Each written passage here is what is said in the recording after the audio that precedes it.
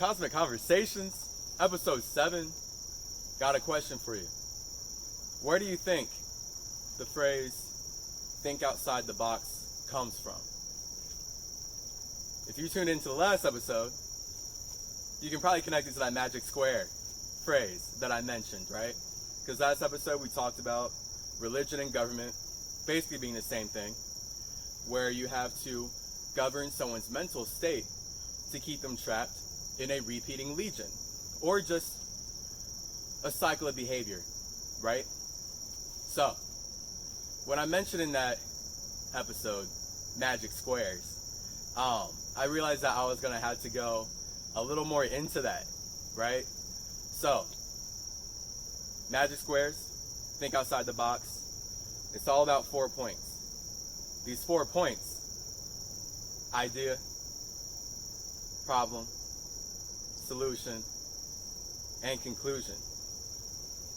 So you as a spirit, if you can create a scenario where you give someone an idea and they believe it, right? This is imagination. We're about to get really deep into it, but I'm just prefacing right now. If you can give someone an idea that limits their imagination, all of a sudden you are in the authoritative space as a spirit that created that idea to create the problem then. And because spirits don't like having problems, spirits don't like being off balance and shit and having things go wrong, then they're going to need a solution. So that's where you step in. After creating a problem, you create the solution. Now the spirits are happy because everything's in equilibrium again. They have their solution. Little do they know the conclusion is only good for you, and the conclusion allows you to create more problems down the road. I'm sure you can see how this happens in almost everything in this realm, right? Like, I hope your gears are turning in your brain and your heart and your gut, the 3 brains that we have physically down here, in that you can see where people are being controlled based on the idea that they subscribe to. Let's get into it. Let's say this paper is your spirit. I know it's a rectangle. Imagine it's a circle, because circles are king, baby. Let's just say this is your imagination though, right? So the phrase "think outside the box" is like, if you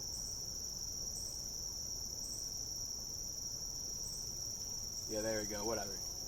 So we're just going to say this circle is all possibilities. You know that show, Rick and Morty? Great example of a show that people think is really smart and intelligent and creative just because they're flexing their imagination muscle. They literally just create episodes where they're like, okay, what if there's a realm like this? And a lot of wisdom comes out of that, because we need to know that if we can imagine it, it's real. Just because it's not real here, because we agreed to the confines of the imagination of the spirit that we're in temporarily and playing by the rules here, doesn't mean that you can't make it real, or that you're not actually remembering something from perhaps a past life or a future life, because time is a pool. Right? So, this circle, all possibilities. But what happens to most people is they limit all possibilities to the box. Again, think outside the box, right?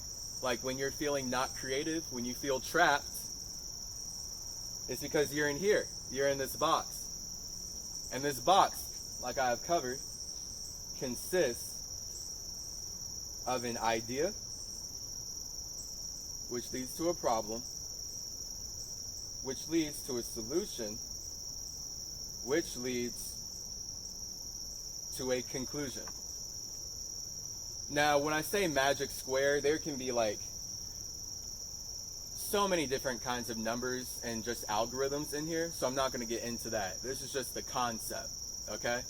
Just know that numbers all carry energy, we can use them, and that's what is going on in the world all the time, where we are having numbers used against us to keep us trapped in a certain realm of imagination that only benefits the spirits that created the idea that got us in that box in the first place.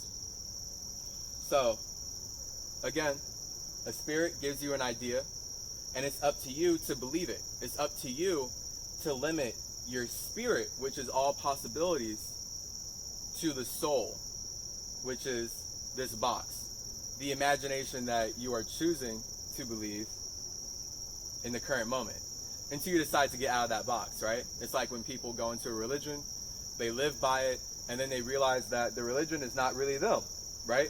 That's them realizing that their spirit is much bigger. I got something in my eye for no reason. It's my eyelashes. My eyelashes are like so long that sometimes they'll just fall out into my eye. I promise, this doesn't happen in my astral body. This is one of those problems that only happens here because this is the imagination that we've conformed to, right? Being human.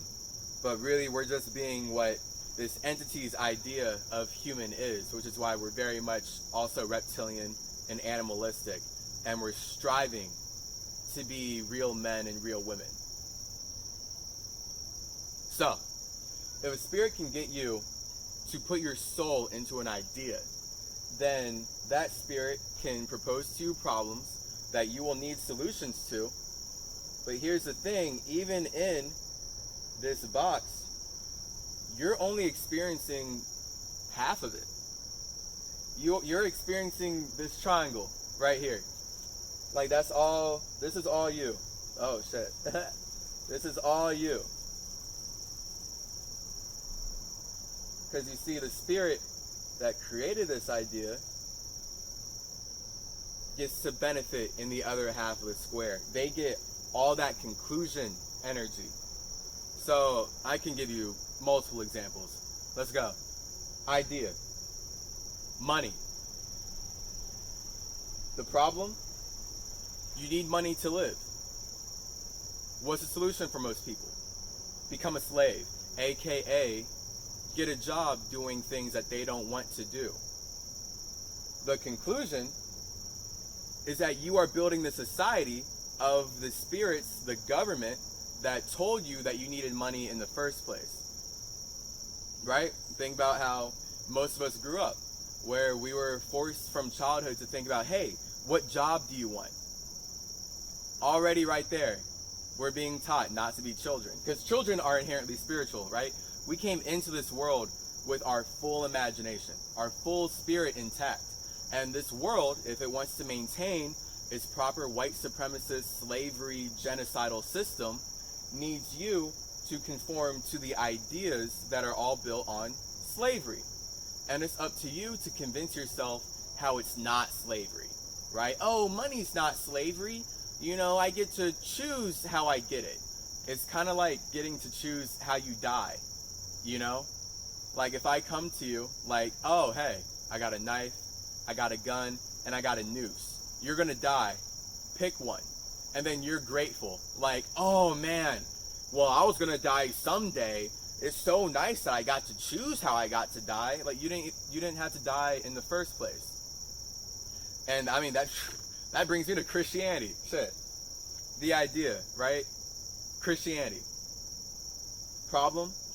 You're going to burn in hell for eternity. Suffer for just endless time if you don't ride Jesus' dick. The solution is that you ride Jesus' dick until the end of time so you can go to heaven.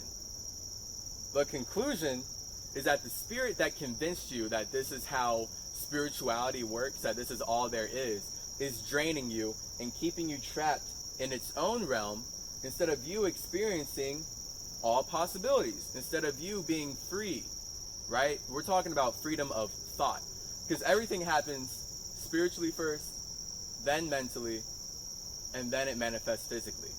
So when I say all is mental, that is more so me saying that all of your lives are going to be a product of your thoughts and your feelings. Everything that's happening in your mind And I'm going to correlate the mind more so to the soul, because that is the mind that lords over this mind, right? Like, I'm in this body, and this physical body, the way I think and the way I perceive and experience is very much limited to this realm. You know, there's many places that this body can't go that my astral body can go, right? Like, I can astral project into the ocean and go to the center of the earth type deal. This body couldn't even get 100 feet below sea level, you know, before experiencing some fuck shit. And, you know, maybe depending on how much I believe in myself, this physical body will manifest superpowers, and I can do that. That's not the rules of this realm, though. This realm is designed to keep us grounded and give us certain restrictions that allow us to grow inside of those restrictions. Not unlike doing a workout program, where there's a big difference between someone who just does steroids and they're ripped for no reason versus someone who is going through just tumultuous, you know, trials and tribulations physically every day to actually build up a strong body. And that is going to correlate to their mind, right? Now their mind is also much stronger. Whereas the person who just did steroids, they may be physically strong, they're mentally weak. And if they're mentally weak, chances are they're spiritually weak as well. So this is very much what we're talking about. Keeping people spiritually weak by keeping them from their true spirit, that is all possibilities. True God, right? God, not some entity that has power outside of you. You need to know that we are all spirits and we are all co-creating our existences together. It's just that some spirits are doing it with more awareness than others. And a lot of the spirits that have that higher awareness are inherently demonic if they want to be worshipped. So especially in this realm, you know, real spirits, really actually strong spirits don't have religions. Real actual spirits aren't trying to create books and things that make you worship them. That is literally a demon that wants to trap you in its portion of all possibilities and control what you experience. Again, governing your mental state so that you can repeat the legion that it has made you a part of. So, I mean, we could go all day, right? Like, idea, muscles, exercise. The problem, you don't have enough. Why? You're not strong enough. Damn. Solution, work out. The conclusion is that you become physically stronger, mentally stronger, spiritually stronger. Another idea, relationships, right? A lot of people have the problem in their relationship with themselves, because we need to know life is a mirror. So your relationship with other people, the way you speak to other people completely reflects the way you speak to yourself.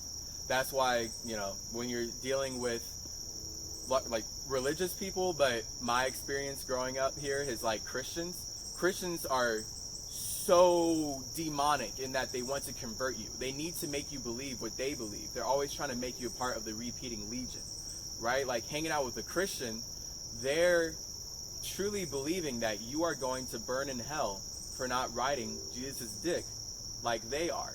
That inherently creates so much separation. And then Christians talk to me like, oh, Chase, you know, like, oh, why can't people understand me? Like, try to talk to people about Jesus and they don't resonate.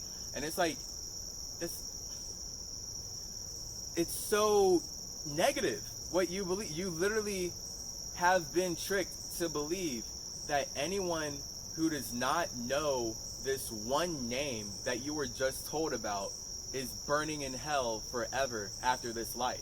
And again, that all relies on you being spiritually ignorant that all possibilities are possible. All possibilities are you. You can be anything and everything you want. So if you want to use your soul to believe that you are unworthy and that you're going to burn in hell, that you're somehow a child of God, but also Jesus is the only son of God, so like you need him to be anything, then of course when you talk to other spirits that know that they're all possibilities and that they're bigger than that, they're not going to resonate. You're trying to trap them. And you can see that you're trying to trap them by trying to convert people. So again, drilling this into your being right now. Any spirit that wants to be worshipped is trying to trap you in their portion of the all, which is imagination. So this is how spirits, and especially the government, trap citizens in an idea, which is a problem, a solution, and a conclusion. Idea: racism. Problem: black people, Native Americans are inherently inferior to white people. What's the solution? Rape them, murder them, enslave them for centuries upon centuries, and make them build your society. The conclusion is that everyone hates black people, everyone hates Native Americans, and they don't even know it because society was specifically built on the genocide of these people, yet what is shown is the complete opposite, right? All these superhero movies are all white men. The one black superhero is named after his race. Like, okay, Blade, right? Blade was lit. There's a reason they're ignoring him, though. So that kind of is just affirming more of the people of color building something. Like, Blade really kicked Marvel off, in my opinion, but he ain't in the cinematic universe, right? The only black superhero people know about is Black Panther. Where's the white blank superheroes? You'll see none, right? We're in a society that thrives on creating this separation by boxing in how people think. Okay? So like, this could go on all day, but this is just the basic concept of a magic square and how you can do this too, where if you create an idea and you get people to believe in it, even though that's demonic to try and convert other people, all you can do is focus on yourself. Focus on your own experiences. So, in the healthy way, you can create a box for yourself to experience the imagination that you want to, right? Instead of believing in someone else's idea of a savior, to need a savior, you need to be convinced you need to be saved anyway. This is what the Native Americans went through when the Europeans came over. They were hella spiritual, they're on some totally other stuff, and the Europeans are like, oh, you don't know Jesus, you're gonna burn in hell forever. And because we know Jesus, and we're already saved, we're just gonna rape you and murder you and enslave you for centuries and still do it to this day, but just make it invisible, and it's all justified because we know Jesus, right? It's literally an excuse to be as evil as possible. You can see how demonic that is, I'm sure. So, oh man, this world is fucked. And it's not this world, it's the entities running it. Right? It's the spirits that have basically the whole world trapped in the magic square of money, and how people don't really see that money is just used to further push slavery. So for you, you can create an idea for yourself, and then you can experience a problem, give yourself a solution, and enjoy the conclusion.